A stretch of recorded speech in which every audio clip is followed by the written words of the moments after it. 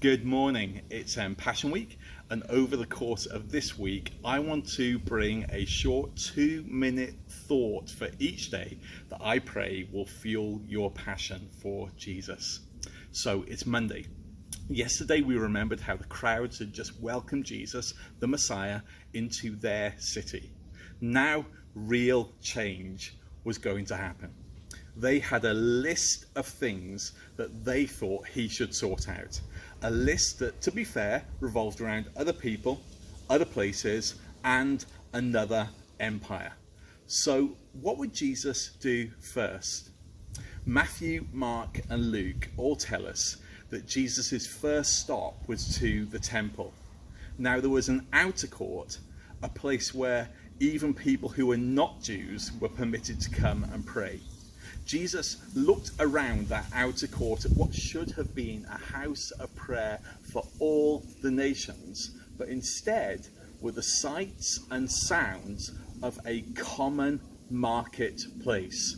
Worse than that, the poor were being ripped off, and the place of prayer had been turned into a place of robbery and greed.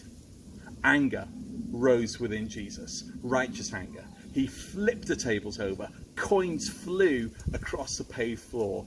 Lashing a whip, he drove the traders out, crying aloud, "My Father's house shall be called a house of prayer." On Palm Sunday, the crowds anticipated a revolution. By Monday, they discovered that it had to start in them. The place of prayer needed to be restored.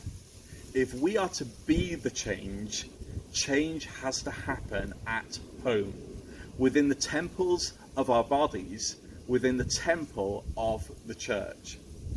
Many years ago, I recall going into school and thinking there was a really bad smell in the classroom. Then I went into assembly and still it smelled, so I concluded it was some of my classmates that were sitting nearby me. Then I looked down at my shoe, and I'm not going to describe it, but I'd clearly stepped in something rather quite unpleasant on my route to school that morning. You see, I thought the others stunk. It turned out I was the one with the stink. We can have a list of external things that we want Jesus to sort out.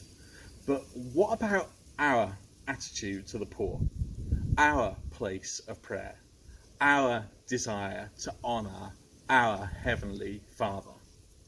We can want the Lord to change other people, other situations, but what if He were to say this morning, "I want to start the change with you"? God bless you all.